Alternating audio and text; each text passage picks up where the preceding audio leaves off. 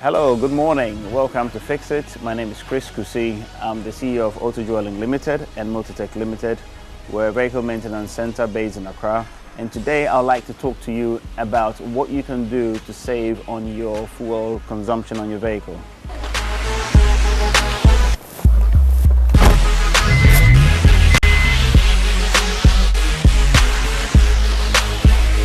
Running the vehicle hasn't gotten any cheaper. And as we all know, the cost of fueling is going up, cost of maintenance is going up, and wages are not going up either. But there are a few things you can do to be able to keep your running cost of your vehicle down. And today I'd like to talk about 4 different topics which can aid in keeping your vehicle costs down. The first one is your tires. The second one would be the weight we carry in the vehicles. And then the third one would be routine maintenance, which is service, your oil change and all of that. And the fourth topic is the aerodynamics of the vehicle.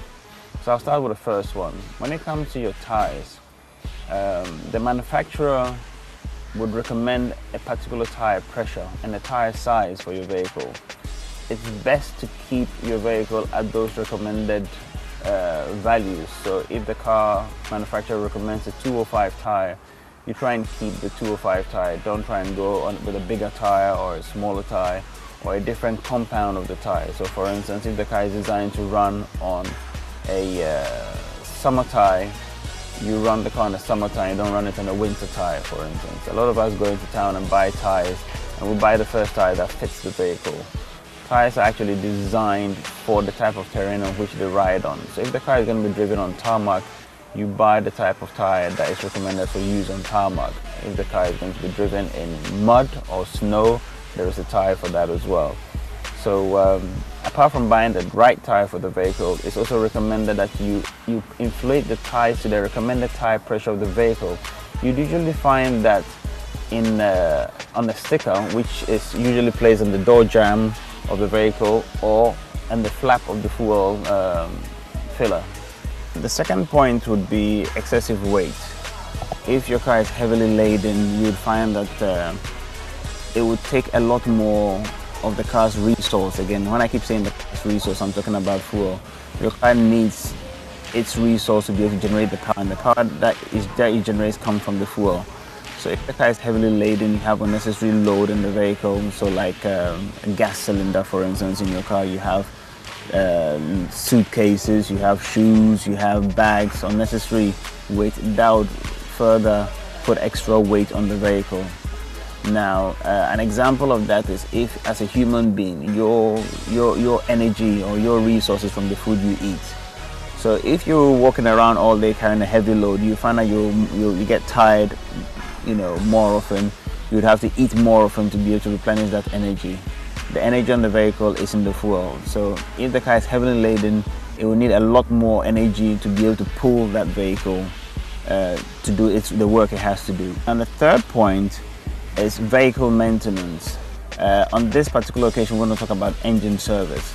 So the engine has a lot of moving parts in it. And in order for these parts to move smoothly without any hindrances, it needs oil. So the engine oil in your car is what allows all the cogs and all the mechanism in the engine to turn. So once the engine oil wears out and is broken down, the engine struggles to be able to turn because there's no lubrication in the engine. So regular service is important. Changing your oil regularly and putting in the right type of oil will allow the engine to work smoothly and freely. Now the last point for today is aerodynamics. I know it's a very unusual one. Most people don't think about it, but anytime you drive your car, you're driving against the forces of the wind. If you're ever driving in the car, you maybe try to put your window down and put your hand out. You realize that the forces of the wind is always pushing your hand back. Now that force is not acting just on your hand, it's acting on the whole vehicle. So if your vehicle has, say, a roof rack on top of the car, that area which the roof rack covers is going to be pushing against the wind. It means that it's going to cause a resistance against the vehicle.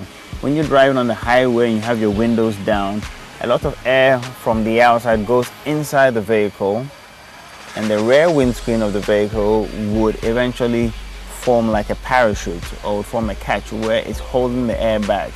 So the air that goes around the vehicle, instead of the air going around the vehicle, the air is going into the vehicle and holding the car back. It's a bit like trying to run with an umbrella, holding an umbrella. You find the wind which you're walking against or which you're running against is being caught in the back of the umbrella, and it will be holding you back, so you will not be able to run as fast as you should. And if you want to run any faster, you require more energy to be able to run faster. And again, in the vehicle, the energy that is used is the fuel. So you need to try and keep your car as aerodynamic as possible. Don't have any unnecessary roof racks on the vehicle. Keep your windows up when you're on the highway, so that all of the wind that's meant to go around the vehicle goes around the vehicle and doesn't get caught up in the vehicle or hold the vehicle back. That's all we have for you on Fix It today. Hopefully the next time we meet we'll have some more tips for you.